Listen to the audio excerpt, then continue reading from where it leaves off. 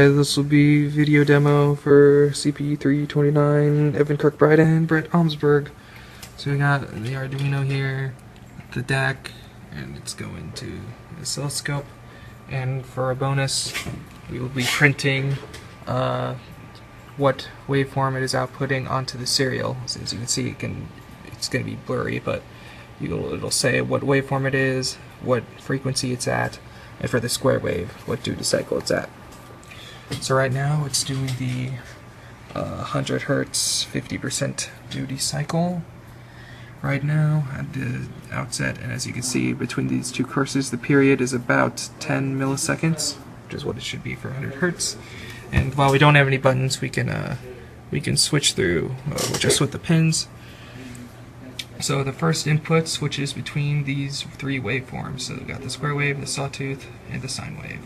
And right now they're all at 100 Hertz, as you can maybe see. So if I change the frequency of the square wave, it'll change the cursors. It's at about 4.92 milliseconds, so 5 of the predicted 5 millisecond period. This is at 300 Hertz. It's got like 3.28 milliseconds, which is 3.3, whatever it is. 3.36, which is what it should be roughly for 300 Hertz. Alright, so for 400 Hertz,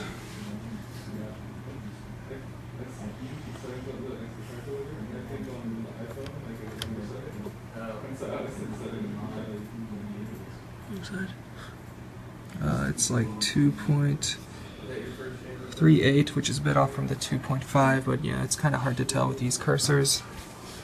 Just doing the rule of thumb right now. And for the 500 Hertz duty cycle.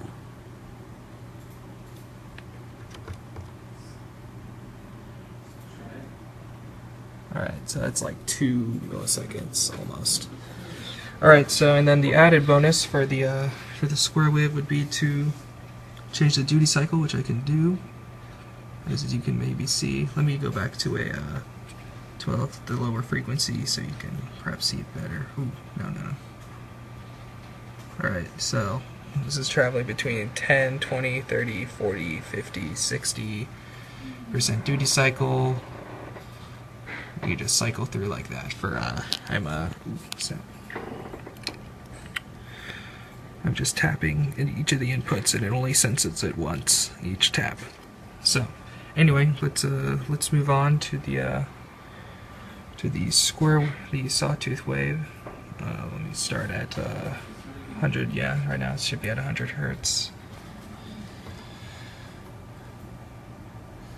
As you can maybe see, the period is about 10.3 milliseconds, so pretty good for 100 Hertz. And then at 200 Hertz,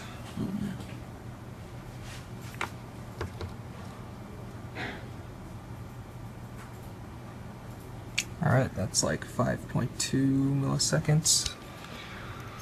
500 Hertz, which is pretty good. And then for 300 Hertz,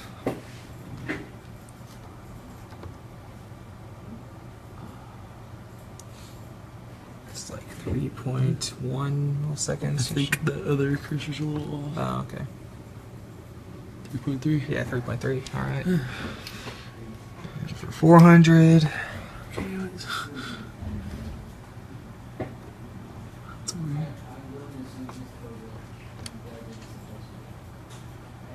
Alright, yeah, that's like 2.5 period exactly.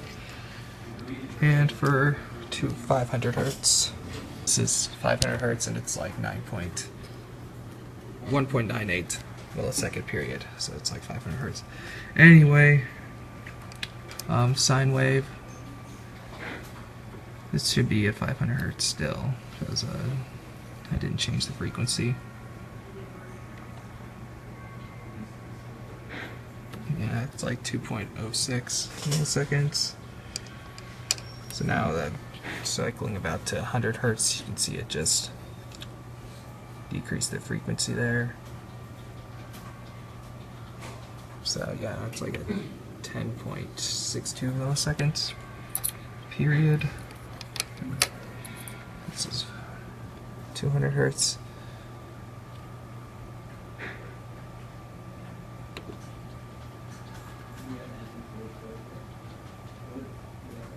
Yeah, it's like a 5.5 milliseconds, but it's kind of off with the cursors. Anyway, 300 hertz. There's gonna be glare on this thing too.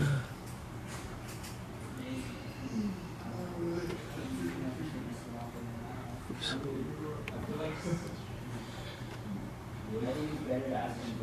So this is like 3.5-ish milliseconds.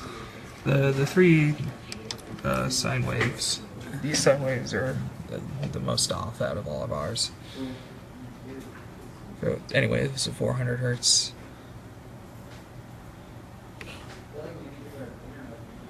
This one is like 2.48 millisecond period for 400 hertz, which is pretty good. And lastly, 500 hertz sine wave.